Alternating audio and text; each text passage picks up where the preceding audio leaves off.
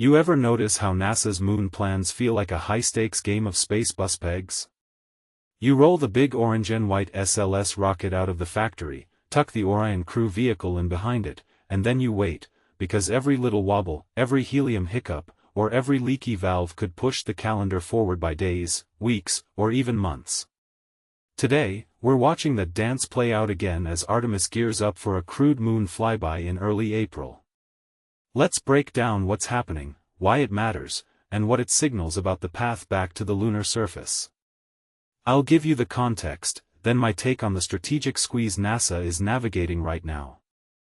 Right now, NASA is rolling the Artemis system back to its Florida launch pad after a round of repairs.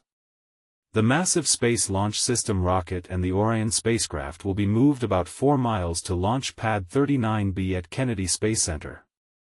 The plan is to finish final checks, clear a final set of hurdles, and only then open the launch window for an April 1st target. Personally, I think there's something telling about how patient NASA has to be. A 5,000-ton stack isn't something you rush. It's a reminder that in human spaceflight, precision isn't optional, it's the only way to protect a crew and a multi-billion-dollar mission. One thing that immediately stands out is the recurring hiccups.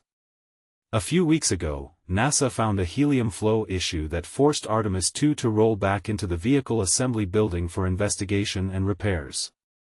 Before that, a liquid hydrogen leak interrupted a wet dress rehearsal. What this demonstrates is a deeper truth about ambitious programs: complexity compounds risk.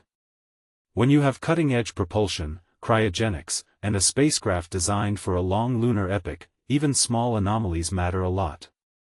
In my view, these aren't just snags, they're diagnostics showing where the system is most stressed and where the team needs to tighten controls.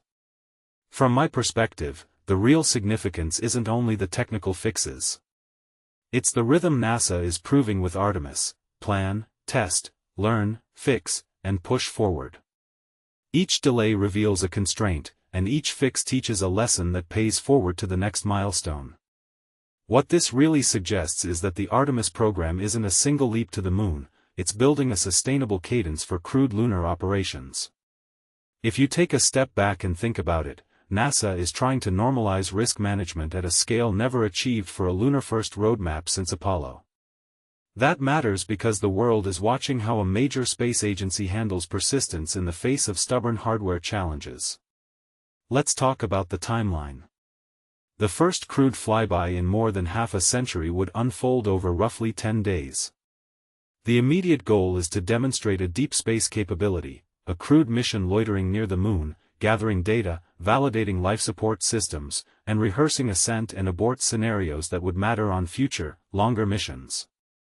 What makes this compelling is what it signals to partners and rivals.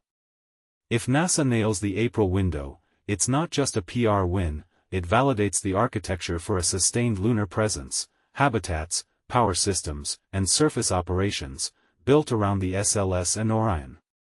What many people don't realize is how tightly this plan connects to a broader strategic arc: refueling, logistics, and human presence on the moon as a stepping stone to Mars becomes a testable template rather than a speculative dream.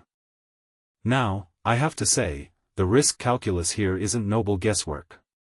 It's engineering discipline translated into public-facing storytelling. The Artemis II crew is already in quarantine in Houston as part of mitigation for health and safety. This is the human element of the mission, keeping astronauts safe while you push the boundary of technology. In my opinion, this is the kind of careful preparation that often goes unseen by the general audience but is essential for mission success. It's a reminder that exploration is as much about managing human factors as it is about hardware.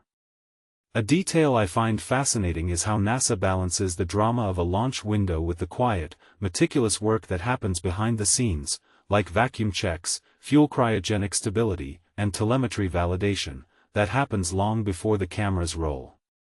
If you zoom out, there's a bigger pattern here: the restart and audit cycle is becoming a feature of modern space programs, not a bug. The space industry learns in public, iterating through fixes and recalibrations in a way that accelerates capability while also exposing the fragility of a first-of-its-kind system. This raises a deeper question about how mature this lunar return can be made within a political and budgetary environment that wants quick results. My take: the pace will be constrained by the need for reliability and safety, not by ambition alone, and that constraint is, paradoxically, what will ultimately produce a more robust path to sustained lunar activity. Looking ahead, if April 1st becomes a launch, we won't just be watching a single mission, we'll be watching a new operating tempo. The public-facing milestones, the rollouts, the pad preparations, the weather checks, the crew quarantines, these are the choreography of a new era of lunar exploration. What this really suggests is that NASA is investing not only in a one-off flight, but in a repeatable pattern: fly, learn, fix, fly again. That pattern matters because it creates the expectation that lunar missions can become routine in the next decade, which would be a seismic shift from the Apollo-era unpredictability to a modern cadence. So, what should we watch for in the next days? First, the success of the final checks at Pad 39B. If the launch window opens cleanly on April 1st, we'll get a concrete signal that the team solved the previously reported helium flow and hydrogen leak issues. Second, how Artemis 2's crew residency and quarantine logistics evolve, a sign of how NASA is integrating safety culture with ambitious scheduling.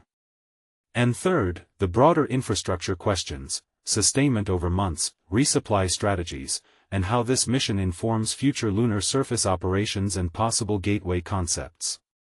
To wrap, this isn't just about a NASA countdown. It's about a cautious, stubbornly optimistic methodology for returning to the moon: fix what's broken, lean into complexity, and push toward a sustainable presence. If you're with me, drop a comment.